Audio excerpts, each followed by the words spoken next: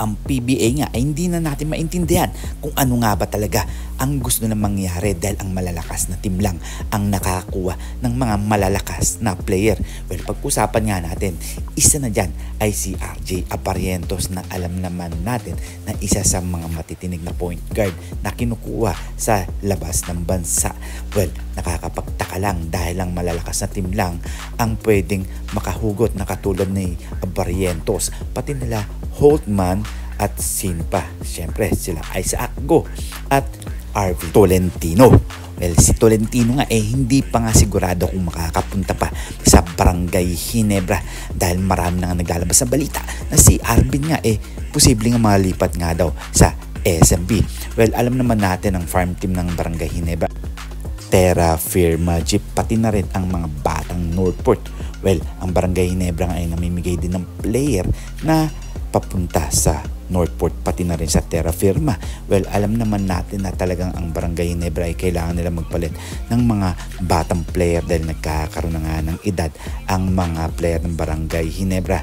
Well, nakakalungkot lang dahil nga alam naman natin na si Isaac Go ay medyo bata pa, pati na rin si Stephen Holtman dahil nga sa nangyayari ngayong season na to talagang pwedeng i-push ng mga barangay official na kumuha na lang ng mga bagong player.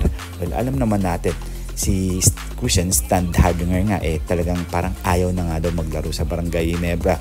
Well, bali-balita lang yan pero nagbago rin ang kanyang isip na itutuloy na lang daw niya ang paglalaro sa Gin Kings. Well, ito naman si Pringle medyo matanda na nga to. Well, siguro gusto na rin ng Barangay Ginebra na kumuha ng mga bata. Marami pa mangyayari dyan for the next season.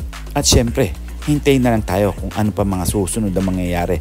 At syempre, good luck na lang din dyan kila Stephen Hood, pati na rin kila Isaac Go at RJ Abarientos. Hintay-hintay lang tayo kung ano pa ang pwedeng mangyari dahil nga si Arvin Tolentino nga ay posible rin malipat sa SMB or Barangay Ginebra.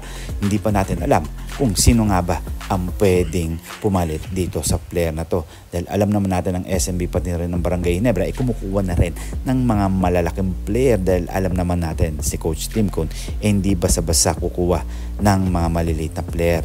Katulad na lang ni RJ na talagang dekalidad na naiiba sa mga point guard. Siguro hanggang dito na lang tayo. Huwag natin kakalimutan mag-subscribe, mag-comment, like, and share. And please click the bell para ma-receive ninyo lahat ang aking notification. So see you for my next video. See you for my next vlog. God bless.